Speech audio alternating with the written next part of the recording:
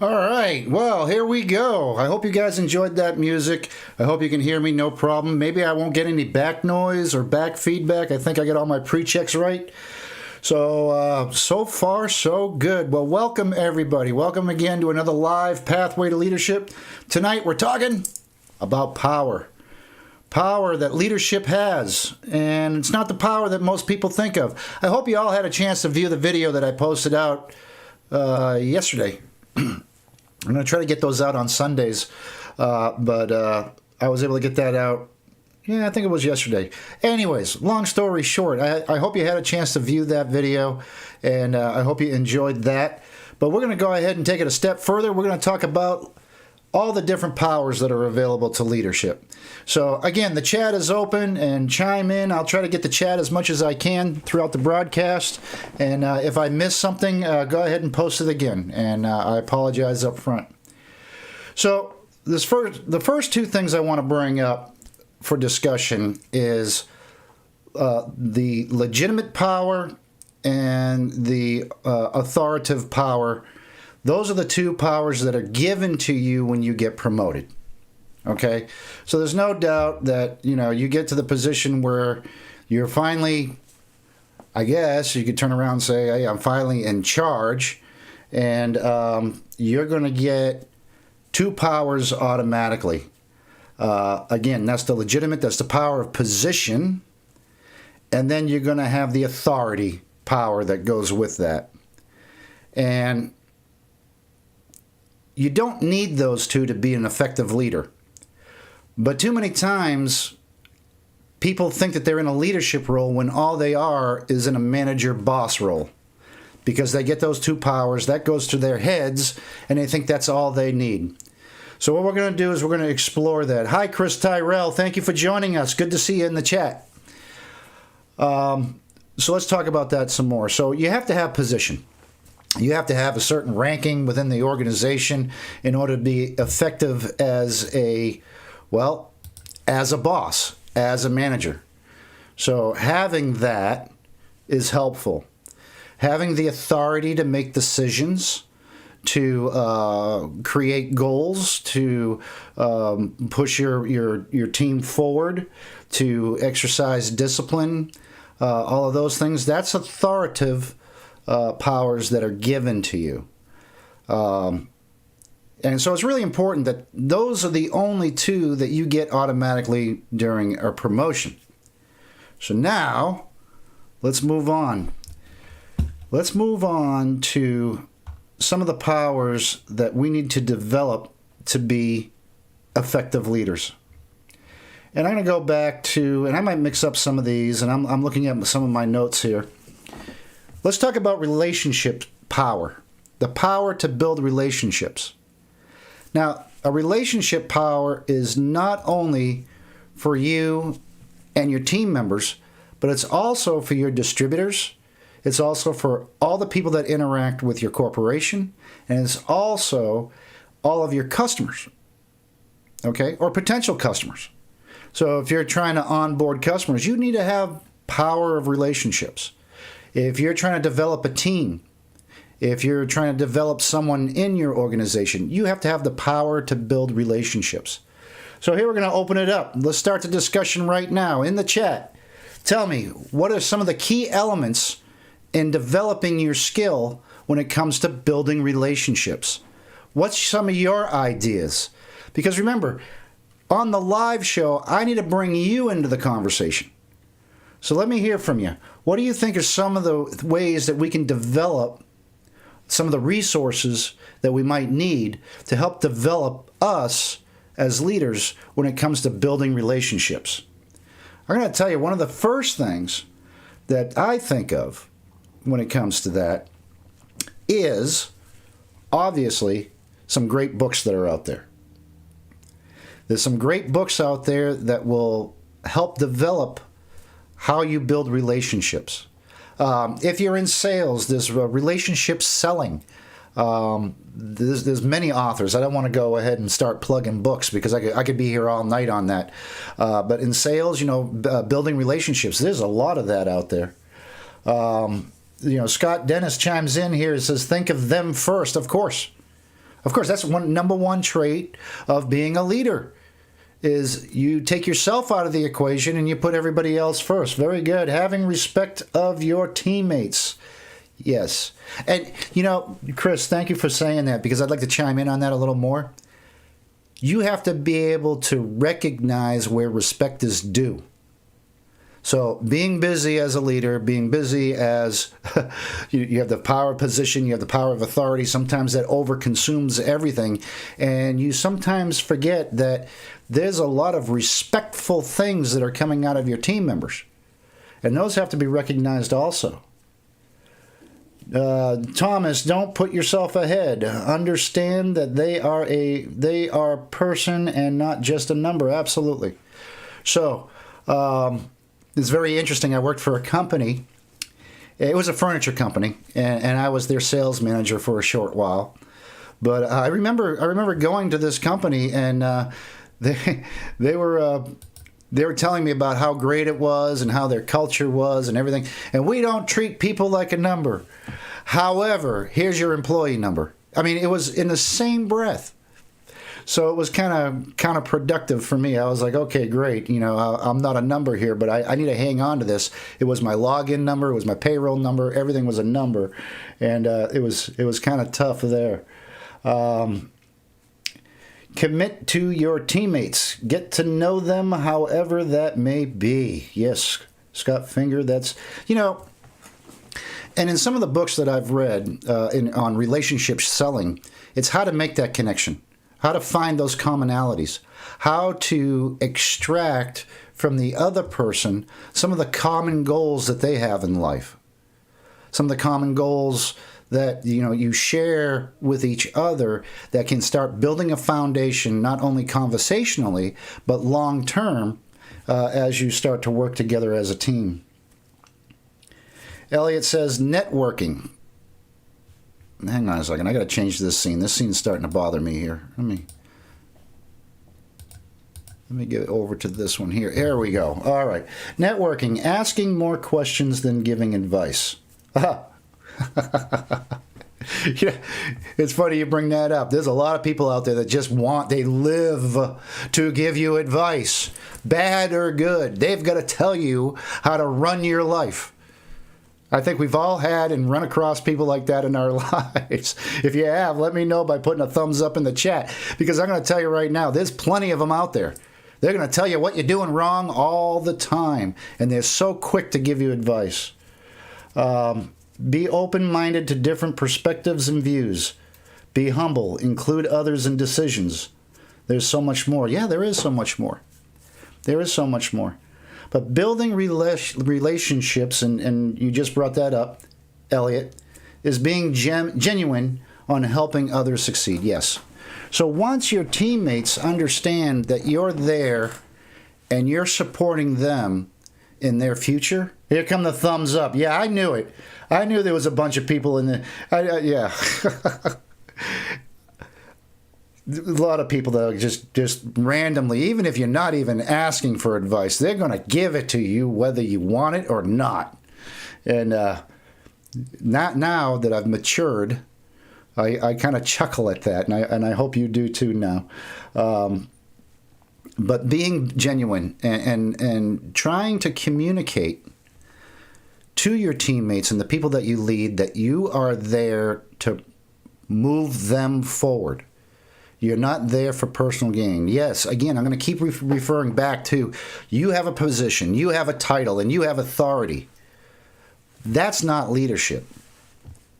Leadership is helping others and moving them to a place tomorrow that's better than where they are today. And building on relationships is probably the number one way to do that. And it's not very easy because some people aren't responsive. They're just not responsive to building a relationship. So, switching gears to our next power. The next power is expertise. So, you do have to have a skill set that's in line with the organization, the career that you've chosen. You do have to self-develop and create a level of expertise somewhere. Now, I'm not saying that if you're in charge of these certain widgets over here in the corporation, it doesn't really need to be that you're an expert on that widget. You might need to be a problem-solving expert. You might need to be an expert somewhere else. You might need to be an expert in relations. Because remember, being a great leader, you see problems, you see issues, and you know where to find the resources to solve them. You don't have to actually be the Mr. Know-It-All. But you do have to have a level of expertise somewhere. It could be one of these skill powers that we're talking about this evening. Elliot says, I would not be where I am at if it were not for two reasons. One, self-drive learning, and two, the people I surround myself with. Yes, Dan Pena. I'm going to put that in the description after this live show tonight.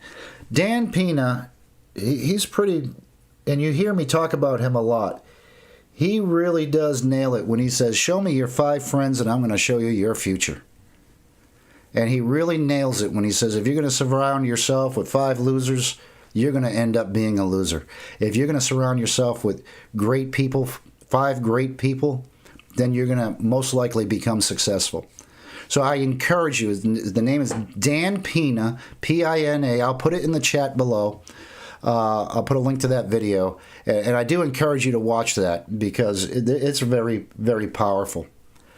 So being an expert in one of these powers is so important because you have to self-develop. You can't teach what you don't know. So don't try. If you're put in charge of a department in a team where you're lacking in the knowledge, but you do have expertise in leadership in certain areas and elements, well, use that to your advantage and use your leadership powers to solve problems by gathering the resources necessary. You don't have to have all the answers. So, actually I got that wrong. God, faith, self-drive, learning. The people I surround myself with. Okay. Are you reading from a book, Elliot? Do you have the Pathway to Leadership book in front of you? That's excellent. No, that's all joking aside. That's excellent. I agree with that 100%. So let's move on. We're going to move on to, and I happen to have it right here in my little hands, the power of charisma. So we've heard the sayings that, certain leaders can walk into a room and just absolutely light it up. They can light that room up like you wouldn't believe. They seem to be the center of attention. They're not even trying. They know you. They know your name. They're interested in you. They make great eye contact. They're larger than life. I'm sure some of us have experienced those types of people. And that's charisma. Man, when they walk into a room, they just capture everybody. People gravitate to them. They want to be part of the conversation. They want to be next to something that positive. And there's a level of comfort in that. And so I'm interested in your opinions in the chat. What do you think are some of the elements of charisma that leaders need to have? And I think that's one of those elements that, when you speak, people want to hear what's coming out of your mouth. The number one skill anybody needs to learn is how to listen. Then they need to learn how to shut up. And then know what to say, because sometimes their ears might be open, but when their mouth opens, nothing but garbage comes out, and it's pointless. And I know I'm getting kind of crashed there with it, but it is true. Sometimes people just open their mouth and nothing of value comes from that person except mindless conversation. So I think, charisma is, you kind of hang on every word. You learn when you talk to people with charisma. Yes, Thomas, I see that. Yeah. And Scott. Scott says self-confidence, positively, being self-assured. And Thomas says being positive. And it's not only that, it's a level of confidence. When you enter in a room, and I say this, you own about 4 square feet around you at all times. That's your stage. That's your operating stage. You're always on stage. And when you realize that you are getting comfortable in that 4 square feet, and you can do so much in that 4 square feet for others, that's when I think charisma starts to get developed, is you start to own your space. And in some of the Pathway to Leadership classes, I actually have everybody stand up. I want you to look at the tiles on the floor, pick 4, stand in the middle, and now I want you to strike a pose.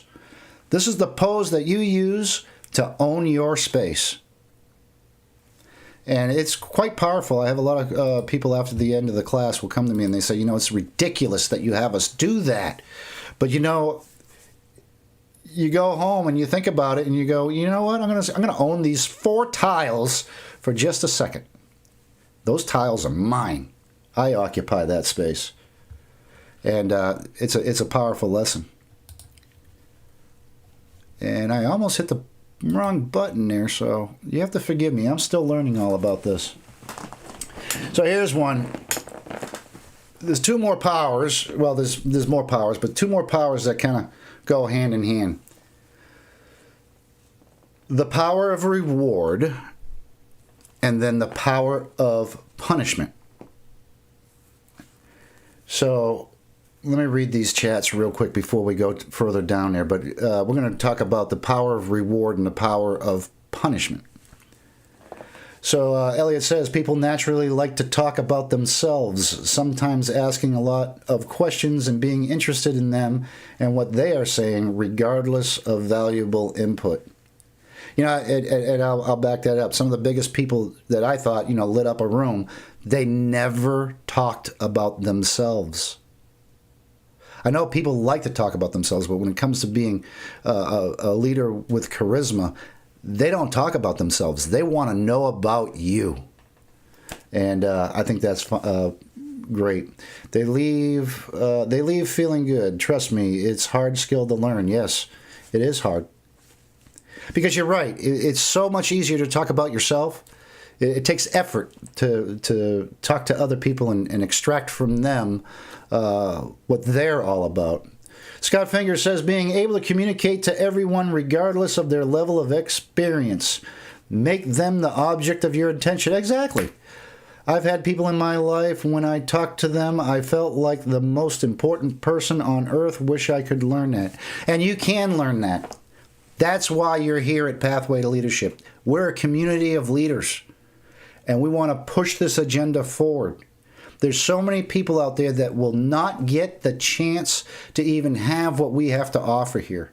So I am going to ask you, all right, so I was going to save this until the end, but go ahead. Make sure we've got several people in the chat, and I'm not seeing many thumbs up, so hit that thumbs up like button and make sure you're subscribed. If you're here and you're watching from the sidelines, you cannot chat unless you're a subscriber. So please hit that subscribe button, and don't forget to like this video so we can send this out through the YouTube algorithm and possibly get these videos out to the right people who need them the most. And I'm not talking about that the people that are here don't need it, but that's part of it. We want to develop ourselves as a community of leaders, and we want to help develop others. And YouTube is just a great way to do this. It's kind of like a mission, a personal mission of mine, and I hope it becomes a personal mission of yours too. I'm sorry, where did I leave off? Okay. Chris Tyrell chimes in. I try to get to know every new employee and what makes them want to try pest control. All right, in pest control, and welcome them to the team. Scott Finger says amen. And Elliot, Chris Tyrell, you do amazing at that too. Yes, and I think that's really important. And here's what's interesting is if you keep doing it, Chris, if you keep going out and reaching out to employees, others are going to start seeing that, and they're going to start doing it too. So your efforts don't go to waste when you do things like that. People naturally see something good, and they're going to want a piece of that. And I'm not saying that, all of a sudden you're going to get pushed out of the room, but when they see, you're going out of your way to welcome people aboard, they're going to start doing it. Okay, it's just a natural order of things. So let's get back to the power of reward and the power of punishment. So, both have equal value, but you have to learn those skills. Most people will respond positively to rewards. But here's the trick. When you reward unnecessarily, it has the opposite effect. It now becomes an entitlement. So it is a skill. Reward doesn't have to be a monetary thing, a physical thing. It could be a compliment. It could be words of encouragement. Those are things of reward. When overused, your team will start to become numb to them. And the same is true when you use the power of punishment. If you're constantly punishing, two things are going to happen, or one of two things are going to happen. Obviously, the employee is going to leave. You're not going to have that team member anymore. Or they're just going to get used to being punished. And then they're going to start looking the opposite way of developing themselves and moving themselves forward. They're going to psychologically think that they're a screw-up. So both of those powers have to be kind of learnt together, if that makes sense. You have to learn how to reward, and you also have to learn how to punish equally, and they're both the same and as important as each other, if that makes sense. So, interesting about that. I've been in several meetings over my career, and it's interesting how we have to come up with a bonus plan. And we have to reward people. And then it's interesting how the conversation goes in that room. You got some leaders that will say, well, I don't want to reward people for doing their job. If that's what they're supposed to do, why should we throw more bonus money at them? We should probably throw bonus money if they went above and beyond what they're supposed to do. And that's a good point. And then you get the other side of the room that says, well, we want to encourage good behavior. So bonusing, because they did their job, is kind of positive reinforcement of, yes, if you continuously do your job, we're going to throw a little extra to you. I'm not going to tell you which way is right or wrong. That's for your organization.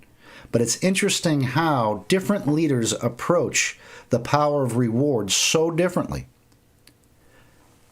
And then the same with the power of punishment. When you start to run out of patience with a team member, many leaders jump on the punishment wagon too soon. They jump off and they just want to write the person up. They want to punish them, send them home for the day. You're not going to get this. You're not going to get that. I'm going to take away this. I'm going to take away that until you get your S together. And usually that's because of a lack of patience. It's a lack of tolerance or a lack of communication that you're not getting through to the employee or you're not getting through to your team member. So be careful about jumping to punishment, because when an employee or team member is not doing the right thing or is operating at less than where they should be, it starts to cause the leader pain. And we're human. And as human, when we start to experience pain, what do we want to do? We want to get rid of that pain, and we want to get rid of it as soon as possible. So it's a natural course of action to turn around and say, I'm just going to punish him so I can get this pain away from me. I don't want to experience this pain no more. And so I caution you There's a way to reward and there's a way to punish. And remember, there's plenty of people above you. No one is the top dog. Look at government, look at everything. There's always someone above you. And, you should have resources for you to be able to go to and have those conversations of when you're rewarding properly and when you're punishing properly. Chris says, sometimes they may be scared and overwhelmed, and making them feel welcome helps them open up. Yes, agree with that. That's at Chris. Okay. Also, you do what's right even if not noticed, because your reflection in the mirror is who you have to answer to. Absolutely. Absolutely. There's no one else to answer to. Is that Michael Jackson song, If I'm Going to Make a Change, I Start with the Man in the Mirror? And yes, I did. I made a Michael Jackson reference. Okay. Elliot, I view punishment slightly differently. I view it more as teach them the way. Then they decide on their own. If leaders have done that well, then people fire themselves by choice. Yes. And that's another video. And I'm glad you brought that up. But that's true. Just like I had a conversation recently, and the question was, would you keep this person or would you get rid of them? And my answer was, I'm not done yet. I'm not done with this person yet, because I want to be able to look in the mirror at the end of the day and said, I did everything I could to make this person successful. It is now their choice to be removed from the company. And it sounds kind of harsh, but you really do have to look in the mirror and say, I did everything in my power to make this person successful. And that's all you have to worry about. If that's what's happened and you can do that, then now has become their choice not to succeed. And their best opportunity is going to be somewhere else. Our job is to help them recognize the wrong path they are going down. Power should never be wielded as never threaten. No reason. No reason to threaten. Because when you threaten, sometimes it is viewed as a challenge. Yeah, a challenge.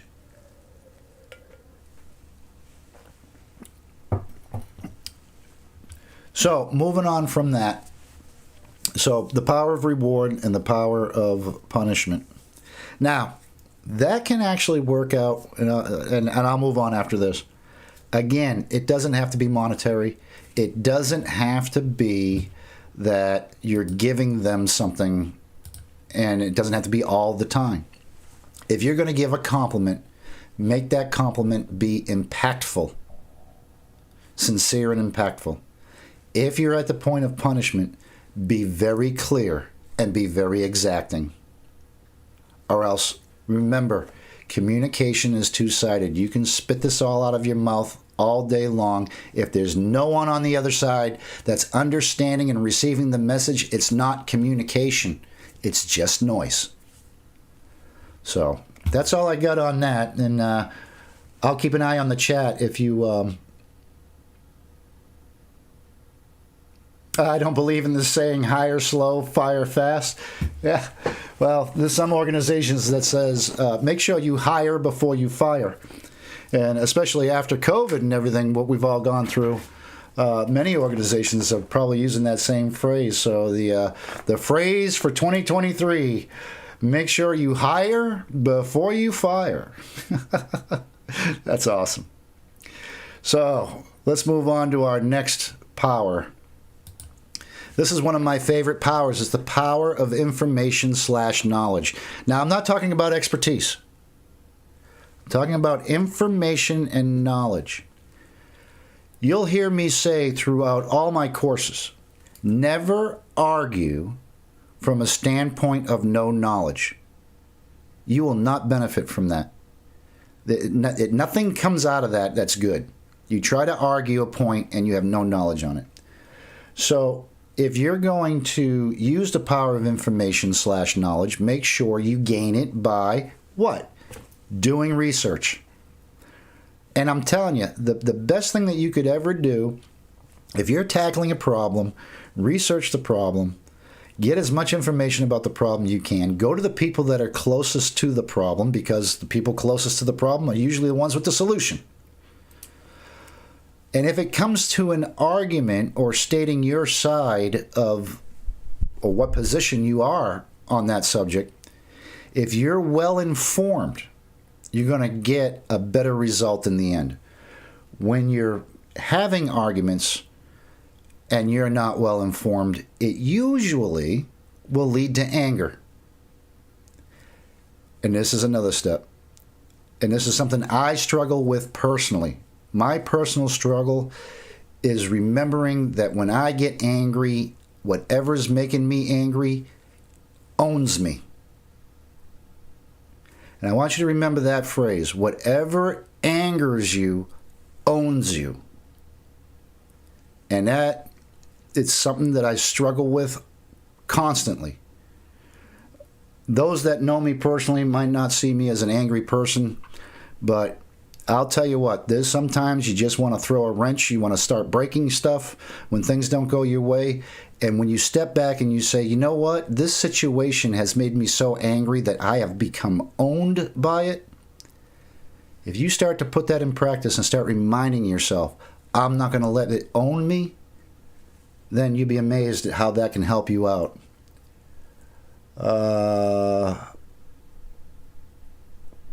Wisdom is more precious than rubies? Yes.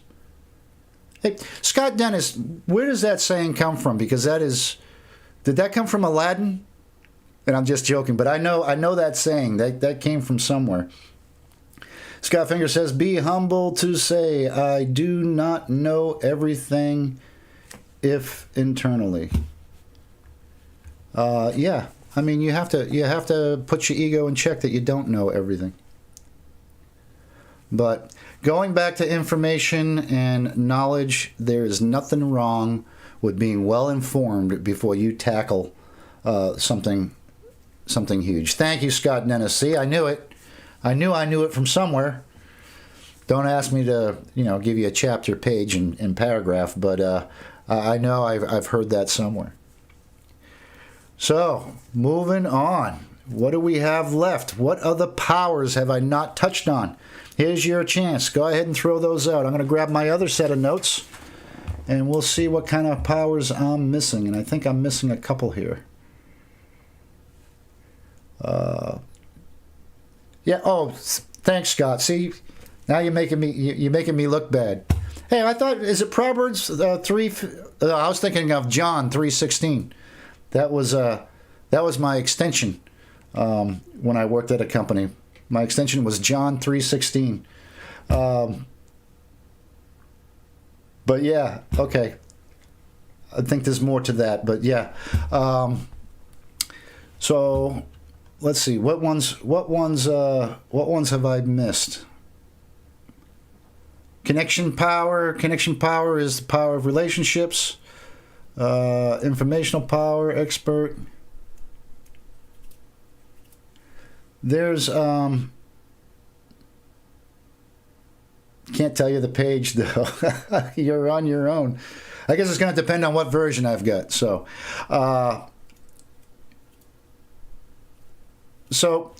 coercive power. This one I have a problem understanding. So I'm going to read a definition of it from the Pathway to Leadership book. It's there's really no time or space for coercive power in the workplace. No matter how good of a leader you are, fear likely won't win respect and loyalty from your employees now or in the long run. Ultimately, you can't build credibility with coercive influence. It's like bullying in the workplace. So I think I'm going to leave it open for that one to let you all chime in. Have you ever been coerced into something? Have you ever been put in a position where, you need to get them all thinking like this because that's the way they need to think? Or making people think a certain way, whether it's I don't want to say right or wrong, because I don't think this is tackling right or wrong. I think this is kind of tackling a technique of the way you lead by, making, is it a disregard for the way people look at things? I don't know. I'm kind of anxious for your opinions on that. What's your opinions on coercive power, and is there a place for it, or is that something that we shouldn't even look at? Because you can see yourself going down that road where you're just like, I just got to change this guy's mind no matter what.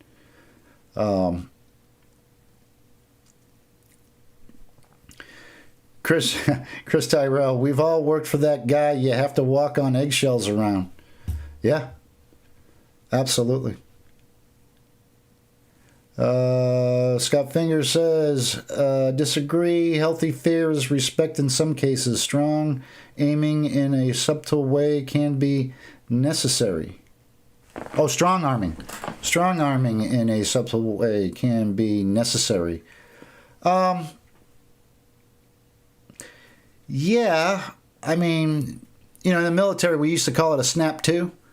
When your sergeant came over and he, kind of gave you a good verbal shake-up, that was called the snap to, or in some, I think Scott Finger, you would say you got jacked up. You got jacked up by Sarge. In other words, a little bit of a wake-up call, come to Jesus, call it what you want. So I can see that could be very necessary, because I've had to perform those myself, where you had to kind of wake up the person that's providing, not so much punishment, but just wake them up. And I wonder if that's what they're talking about here when you talk about coercive power. Is it, the wake-up call? Scott Dennis says, kind of depends on the position. In the Army and in law enforcement, I saw that kind of leadership when danger is present. And Scott Finger says, not knocking them over the head. That's true. So would it be fair to say that if you're using your coercive power as a way of tricking somebody into doing what you want, that would be the negative thing? Or using coercive power as helping them see what they're doing and moving them in the right direction. So I think that's where we're going to leave that one, because I think we could go for a lot longer just on that. So how are we doing here? All right, let's bring up one last one, and I'll bring it up for a few more questions. So, being able to revise your approach. So, having all of these different powers at your disposal, the next step is identifying when and where to use them. And that's tricky. And that's going to come with experience. And unfortunately, that's the only way it's going to happen, because everything's going to match your personality, your leadership style, what your goals are. You have to identify, you have to understand your goals, you have to understand your team, the mission, what the vision of the company is. You have to understand all of that, and then understand what your leadership style is. And I know there's different styles, and you have to use them differently too. But when you look at all of these power skills that you're going to be developing, you have to reflect on, and sometimes you have to revise your approach. And the bottom line is, you might have great success the first time you use one of these powers, but it doesn't always work all the time. And this person, it might work on another person, it wouldn't. And I know I'm preaching to the choir. Is that what that is? This is Collins. No, this is a Wild Bill's old-fashioned soda pop company. And it's tea. I thought it was a lot classier to drink it out of a mug than the plastic bottles, because I can't advertise.